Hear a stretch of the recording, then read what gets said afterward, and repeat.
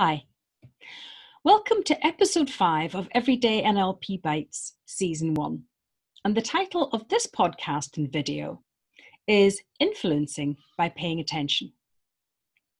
My name is Florence Madden. I'm an NLP trainer and coach based in Cumbria in the north of England. And I'm the author of The Intention Impact Conundrum, a book that I wrote based on a course that I run in the Lake District.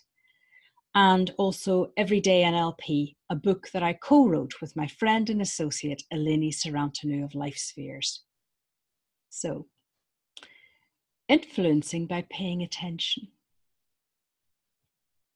Often it may seem in this world that people that have a lot to say are the people that influence. And for sure that's true in many cases.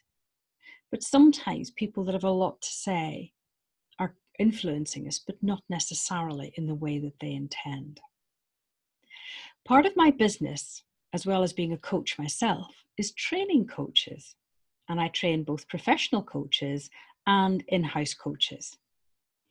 And whilst a lot of people think of the key skill of coaching is asking questions, and of course it is, the real focus, and certainly initially, is on the skill of paying attention. And what really paying attention to somebody can really bring out in that other person. I want to pay tribute to someone that I've worked with and has been a hero of mine for some time, and that is Nancy Kline, the author of Time to Think and More Time to Think. And Nancy both demonstrates personally and in my training with her the absolute power of really paying attention. In some of the previous episodes, I've been talking about the prime directives of the unconscious mind. And one of the prime directives is that when we hear something, we take it personally. In other words, we think about how that applies to us. So someone might be relating experience to us, and our frequent reaction is to, rather than focus on what they're saying, is to think very much about, oh, has that happened to me? And probably relating our experience of that and not necessarily fully listening to that other person. So you might say that's kind of a natural human reaction when they hear something that rings a bell with them, that resonates with their experience, to start talking about their experience of it. And that's fine in casual conversation. In other situations, not just when you're coaching somebody, but when you're really listening to somebody and somebody has an issue to work out, then jumping in with your experience of that is actually quite intrusive.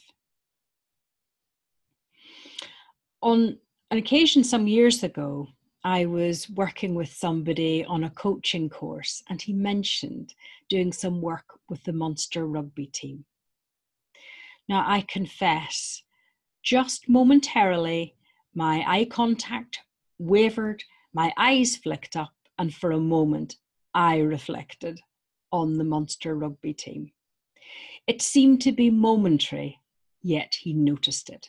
So we notice when people take their attention away from us, and it really interrupts our thought process. So it's a skill to really quieten our mind and pay attention to other people. When I was preparing this podcast, my brother John put something on the family WhatsApp site to say, it was a quote from Plato actually, and he said that wise men speak when they've got something to say. Fools feel that they have to say something. I'm kind of hoping he wasn't just directing that at me, but nonetheless, it did make me think. So thank you for that, John. Because we are used to people, particularly in business situations, coming in very quickly with their point of view, what often happens is that we kind of package what we want to say. We get it down into that kind of soundbite because we're expecting to be interrupted. Now, that's okay up to a point, but what it does mean is that our thinking is not developing. We are putting some ideas out there and they're not necessarily being fully taken to their conclusion. And when you think about it, what greater courtesy is there than somebody really, really listens to something that we're saying and listens without interruption, and that when we finish speaking, that they don't come straight in with their point of view.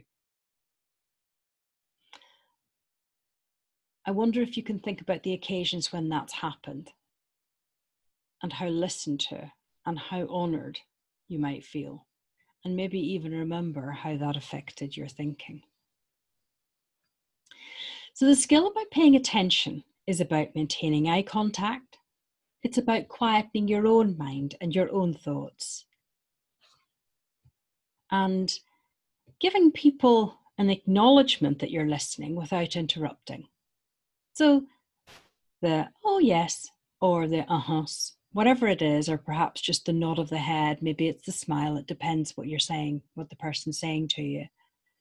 But there's loads of ways of acknowledging and showing that we're listening without interrupting somebody or asking them a question, certainly when they're looking to explain something to us.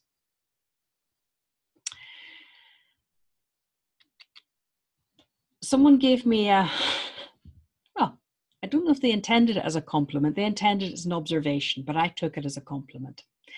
I was running a course with a group, and we'd had a number of sessions together. And one of the guys said to me when we were having a bit of a break, he said, "I've been watching you." And I just looked at him and he said, "I ask you a question and you just look at me and you don't say anything. And then I find that I start to answer that question for myself, which kind of says I probably knew the answer all along anyway." And we both started to laugh. And that's kind of the point about this. It is not simply about courtesy. It's that when we allow people some time to think, and that they have our full attention, knowing they're not going to be interrupted, people can really think things through for themselves. Again, in previous episodes, I've talked about presuppositions of NLP. And a really, really key one is that we all have all the resources we need. And when we allow people to think things through for themselves, people so often evidence that, how they can, if not necessarily completely solve an issue, but perhaps they can achieve some greater clarity on it. So think about it. What difference would it make to people around you to realise that they could think things through for themselves?